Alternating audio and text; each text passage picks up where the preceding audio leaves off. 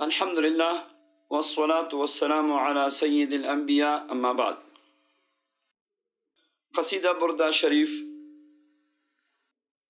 کے تیسرے مرکزی شعر کے متعلق آج کے درس میں ہم بیان کر رہے ہیں انشاءاللہ اس کی برکات۔ تیسرا شعر کون سا ہے؟ جاءت لدعوته الأشجار ساجدة تمشي إليه على ساق بلا قدم مولاي صل وسلم دائما أبدا على حبيبك خير الخلق كلهم۔ جو لوگ تسخیر کی شوقین ہیں، تسخیر کی حیثیت آج کل کیمیا کی بن گئی ہے۔ جیسے کیمیا، نسخہ کیمیا کے پیچھے لوگ پڑے ہیں کہ کہاں پہ مل جائے گا، کس کے پاس مل جائے گا، کیسے ہمیں نسخہ کیمیا ملے گا۔ ایسے ہی تسخیر کے عمل کے متعلق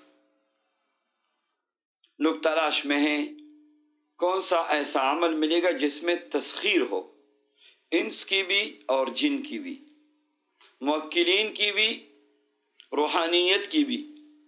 تو آئیے اس مبارک شعر کو پڑھ لیجئے۔ جاءت لدعوته الاشجار ساجدة تمشي الیہ علی ساق بلا قدم۔ اگر اس مبارک شعر کو روزانہ 1100 مرتبہ توجہ کے ساتھ اول و آخر 11 بار درود پاک کے ساتھ پڑھنا شروع کیجئے تو اس میں بلا کی تسخیر ہے، انسانوں کی بھی ہے، جن کی بھی تسخیر ہے، جنات کی بھی تسخیر ہے، موکلین کی بھی تسخیر ہے، روحانیت کی بھی تسخیر ہے۔ جو مشائخ اس مبارک شعر کے عامل ہیں، آپ ان سے پوچھ لیجئے، جنات آپ کے خادم بنیں گے، آپ نیت کریں اس کی برکات نصیب مجھے ہو جائے۔ نبی کریم صلی اللہ علیہ وسلم کی اس مبارک معجزہ کو سامنے رکھ کر یہ شعر پڑھ لیجئے کہ نبی کریم صلی اللہ علیہ وسلم نے ایک درخت کو اشارہ کیا اور درخت جو ہے چلتا ہوا نبی صلی اللہ علیہ وسلم کے پاس آ گیا۔ اللہ اکبر۔ جاءت لدعوته الاشجار ساجدة تمشی الیہ علی ساق بلا قدم۔ اور پنڈلی پہ بغیر قدم کے، بغیر پاؤں کے بھاگتا ہوا وہ درخت نبی کریم علیہ السلام کے پاس آیا۔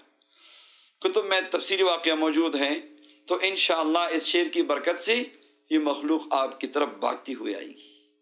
40 دن کا عمل ہے، اس کے بعد 313 بار ایک چلہ، اس کے بعد روزانہ 100 مرتبہ ایک چلہ، اور اس کے بعد روزانہ 41 مرتبہ معمول بنائی۔